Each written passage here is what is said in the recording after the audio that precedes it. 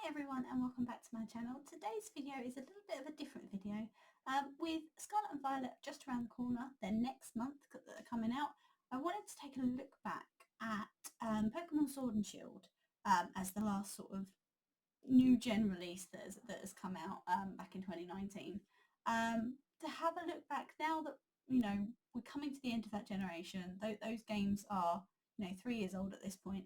I wanted to have a step back and have a think about what I actually thought about the games, the positives I felt that the game had, the negatives that I felt the game had, and to overall just talk about, whether or not I think Sword and Shield are a good game. Now that the new games are coming out, it's good to look back and see, what we'd have liked to have had different, but also to see where it went well, because Sword and Shield may have had its detractors, but I think it's definitely made some good improvements as well.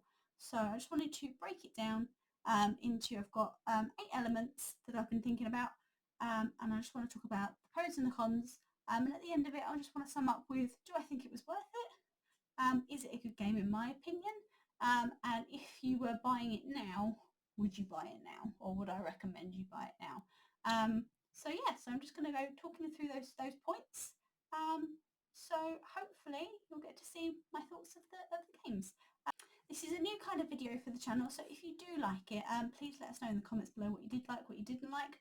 Also, if you want to see more content like this, just let us know by liking and subscribing to the content, and we can have a look back at all the other games as well, if that's what you'd like. So if there's another game that you'd like us to look at, I am quite privileged in the fact that I am in my 30s and I have played every single game that has come out in the UK. From Red and Blue. When I was 7, my dad came home with 2 Game Boy Pockets one day and a copy of Red and Blue. So since then I've been playing Pokemon. So I've played every Pokemon game, I've played every main series game, I've played Mystery Dungeon, I've played Ranger, I've played, Pinball, all of those sort of things. Everything that's come out over here, I have played. Even Pokemon Dash. So I have very negative thoughts about that one, but I have played all of them. So if this is kind of a series that you'd like, then yeah, let me know down in the comments below, and I'm happy to pursue other titles. Other than that, we are trying to get to 100 subscribers, which I've been banging on in every video. Really want to get to that goal before Scarlet and Violet if we possibly can. So if you like this kind of content, please consider subscribing. And other than that, let's get on to the video. So this is my copy of Pokemon Sword. I did play Shield as well. I tend to play both copies because I like to see the differences. I like to get all the Pokemon with my name on them, my OT, that sort of thing. So this is my copy of Sword. So I want to start off by talking about the story. Now I don't really want to go into heavy spoilers or anything like that, just my thoughts on the story. And I think for me, the story is probably the more negative side for me, purely because I didn't feel as involved in the story as in other games. Like, my favourite game story-wise is Black and White, because you get involved all the way along. The gym leaders are actually involved in the story, that sort of thing. In Sword and Shield, I do feel a little bit like you're detached from actually what's going on. You are treated very much like a child, and I think for some people that's probably a good thing. It brings in new players, young children and that sort of thing. It's not too end of the world crisis-y. It's quite easy to play along with. But I think for a more mature player, it did feel a little bit jarring, because you're going to all of these places and things are happening, but you're being told, oh, we'll just carry on with the gym challenge, we'll deal with it. And you're like, but I want to help, and you want to be involved, and you're hearing about all of these things sort of on the sidelines. And before now, that's not really what's been happening in the Pokemon games. So I thought that was a little bit of a sort of a negative side of things. I didn't feel like I was very involved until right at the end, and at that point it's the end. But other than that, I did think that the story itself, once you take your element out of it, was quite interesting. I liked the legendaries' involvement. I liked sort of the digging through the history and that sort of thing. We've got all of these like ancient artifacts and things like that. So I do think that they kind of kept to that tone, and that did help build the story along. So yeah, it was an okay story in my opinion. I just wish we would have been more involved in it, and that's all I can say without giving a load of spoilers. So it's a good story. It's an okay story. I just wish we'd have been more involved. But I think that's kind of what you get when there's no evil team. You know, the last few generations haven't really had an evil team as such, so it makes it very much harder because it's more realistic and it's a bit like, yeah, you wouldn't send a child off to do this. So I guess it's realistic. It's just not what I'm used to in a Pokemon game, I suppose. On to the region, which I am using our Pokemon Centre London plushie to kind of represent. It's the UK. You know, how could I not love this game? It's very nostalgic already just from the fact that it looks like where I live. You know, I travel a lot for work, and you know, those sort of locations I see all the time. You know, I drove past Stonehenge the other day, for example. That's just one of the things that's in our sort of our area. You know, it did feel like a game that was more made for me. I know it wasn't specifically made for me, but because I'm from the UK, it did feel like this is our game. You know, it's very much true to being a UK game. They clearly did a lot of research. They really, really did. I think it was good that they had a British art director. I think that really, really helped because some of the smaller details, like the dustbins and things like that, they got it so right, you know.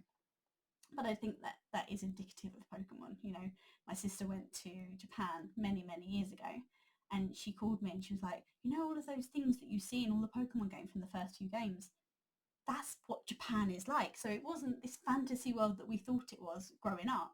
That is what Japan is like. So they were very true to the region that they're in, and that has held true, especially as they've gone overseas and they've done sort of Kalos, which is France, and Galar, which is the UK. They've definitely kept true to it, and that really helps with the feel. I think the region is very, very good. You've got a lot of diversity while staying quite true to the source material. So I think, yeah, they did that really, really well. You get a really good feel for the region. I think the Pokemon that went in with that region fitted really, really well. So yeah, region, I think they did really, really well on that one. On to the Pokemon themselves. Now, there weren't too many Pokemon added this generation. About 90 or so, I think, ish. But what they did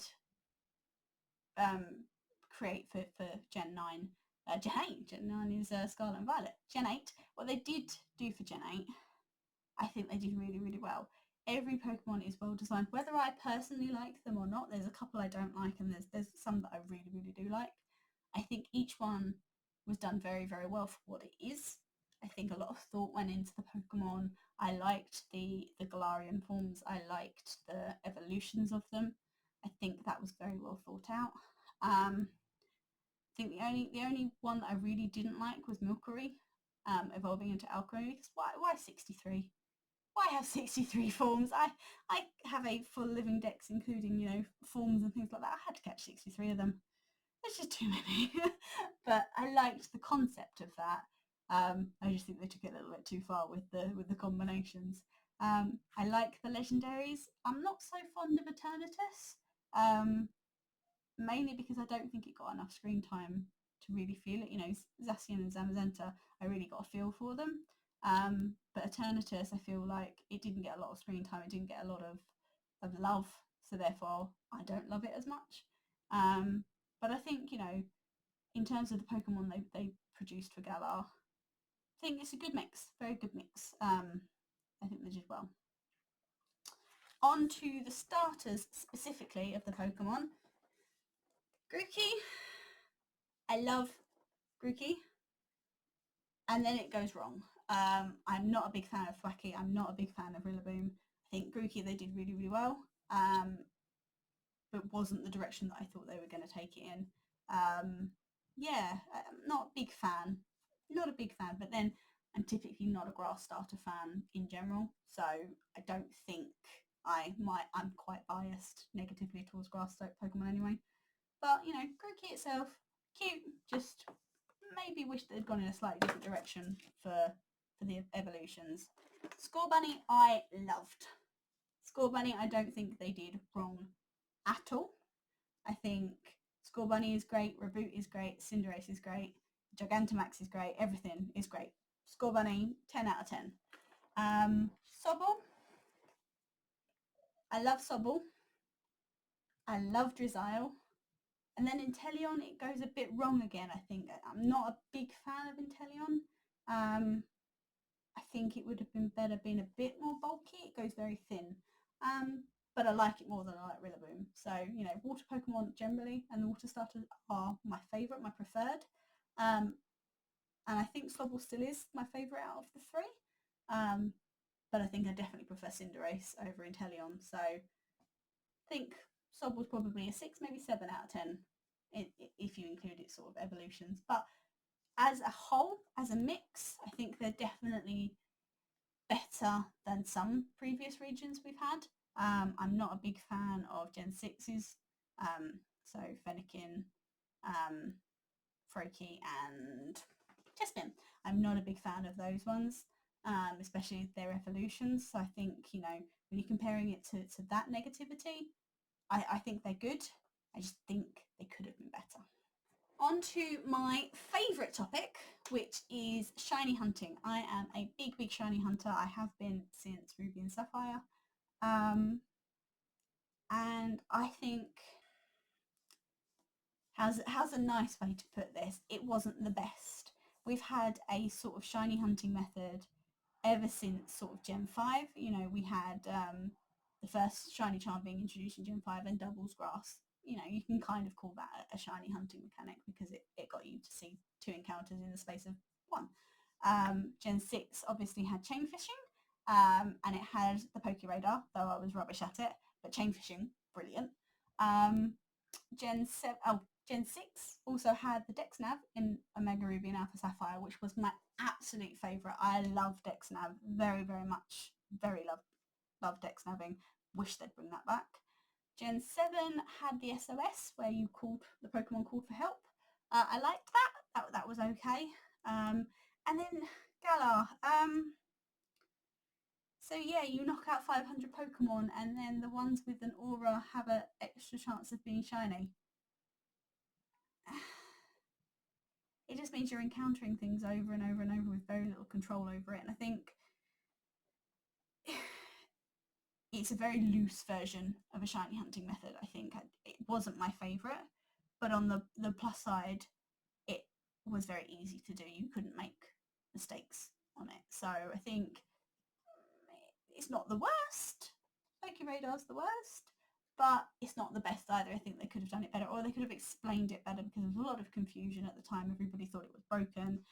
Everybody thought that you shouldn't shiny hunt that way, because a lot of the times you didn't see the payoff from having the extra boost to the shiny rate. So it often took very many thousands of encounters to catch a shiny.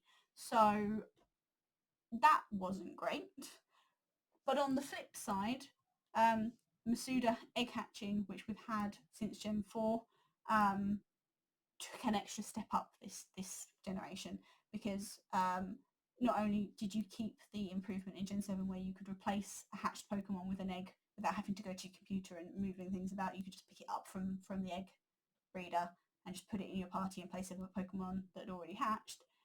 But with Pokemon Home came the mass release option, so you can hatch a whole load of eggs and then just go release them in Home, so you don't have to release them one by one. I think that made a massive step up for shiny hunting. It meant that a lot of people ended up hatching eggs in Gen 8.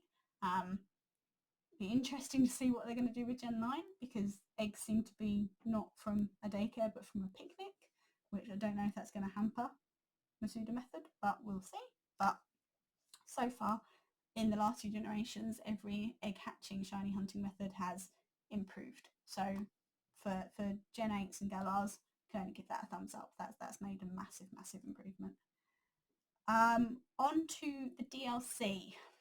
Now, the DLC is a very big factor in would I recommend people get it now. And the reason for that is the DLC costs £30 for the UK, or it did when I got it. I don't know if it's still £30 now, but it was. And it's brilliant. If I wasn't fond of the story of the base game, particularly the Crown Tundra's storyline, I think is absolutely brilliant. The Isle of Armor's okay. but the Pokemon it introduced in the Isle of Armor I loved, but the Crown Tundra was where everything was just great. The story was entertaining. The extra things that they added, so the Dynamax Adventures, which was another shiny hunting method that they introduced for the Crown Tundra, was absolutely brilliant. I'm still doing that to this day, and will probably still do it for a few bits after Scarlet and Violet come out, because until I've got all of the shiny legendaries down in that Dynamax Adventure den, I'm still going to go for it. And I think it's brilliant. The collaboration was brilliant. The fact that you could do it with other people, great. The Pokemon in Crown Tundra that they introduced, the Galarian birds and all that sort of stuff, brilliant. I can't, that's 10 out of 10. Crown Tundra made all the negatives of the game kind of disappear. A lot of people were very, very pleased with Crown Tundra to the point of it overruled the negativity to the base game, just solely from the Crown Tundra. However, it's £30 and that is a lot of money on top of a Switch game, so I obviously got a lot out of it. You know, it came out a year after the game came out, so we've had 2 years of the Crown Tundra. So you have to really, get your money out of it. But other than that, I think the DLC was absolutely brilliant. And then the final thing I wanted to talk about was sort of just general quality of life, general gameplay sort of stuff. The experience share being always on. I know a lot of people didn't like that. I am not one for grinding. I am not one for playing this game to be difficult. If you want it to be difficult, that's what Nuzlocke and randomizers and all that sort of stuff, if you're into that sort of stuff, is for. I'm a collector, I'm a shiny hunter. I want to get through the game and enjoy the story and get to the end and get all my level 100s and put them in home. And that I was able to do quite easily because you had the experience share always on, and you also got a lot of experience candy from doing raids and dens and things like that. So I think that was an improvement. I don't care that you can't turn it off. I can see why people do care, because it was optional in Gen 6. Why can't it be optional now? I get that. But for me, it's not a big deal. It's not a big deal. In terms of sort of gameplay, I think the quality of life of the connectivity and sort of the interaction with other people, it's gone massively backwards. I think, the Festival Plaza of Gen 7 wasn't great. We have to go back to Gen 6 and the PSS, the player doodah. That was brilliant. That didn't need to be improved. It was perfect. You could see who was online. You could see your friends because you could give each other's friends codes and things like that. The YCOM of Gen 8 was terrible. It really, really was. It was very difficult to see your friends' raids and things you were being invited to. It didn't refresh very easily. You kind of had to log out of the internet and log back into the internet to get it to refresh and kind of force the updates. The connectivity with other players wasn't great. You're waiting because it's turn-based for them to pick their moves. And if they've gone AFK or something like that, you're waiting a very, very long time. It looks like they're improving that for Scarlet and Violet, because it looks like it's not so much waiting anymore. You can do your thing and they can do their thing, and you're just doing the thing at the same time as each other, if that makes any sense at all. But for Galar, I think that was the biggest letdown. It was very difficult to find raids, especially when there was events and things like that, because that was the great part, is that they did events where you could find something in a den with more chance of it being shiny and that sort of thing. But it was very hard to find someone that had one of those raids, and very hard to, once it did show up, it looked like it was a new raid for you, but it had been long gone. So you would try to log into it and then your communication would fail, and then you back to square one, and it just was not good enough.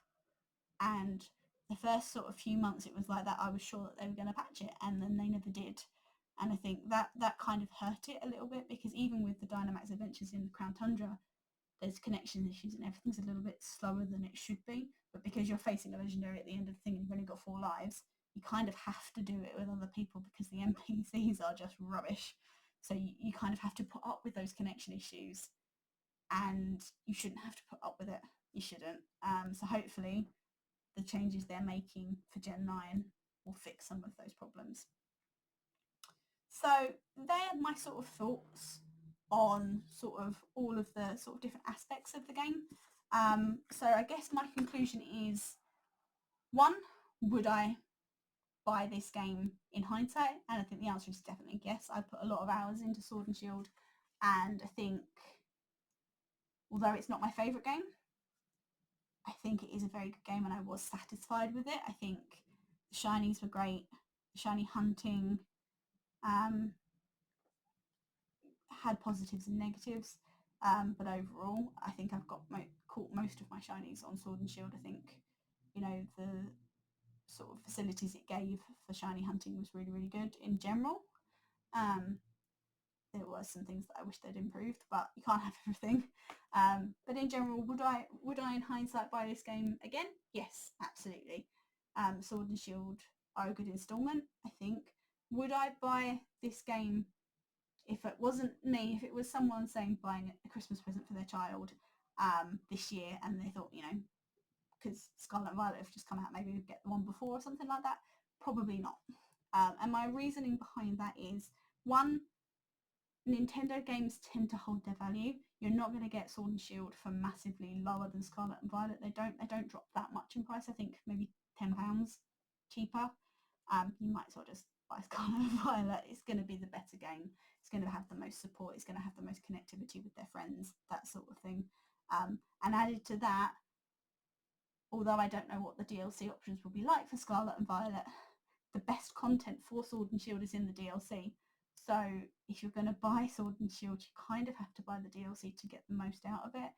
And then you're talking sort of still 70, 80, 90 pounds. And do I think it's worth that for a casual player who might be playing it for a little bit and then moving on to Scarlet and Violet? Probably not. I think if you're entry level and you want an easy entry game for your kids, Let's Go Pikachu and Eevee are probably still the ones to go for. I don't think Scarlet and Violet fill any hole that Let's Go doesn't.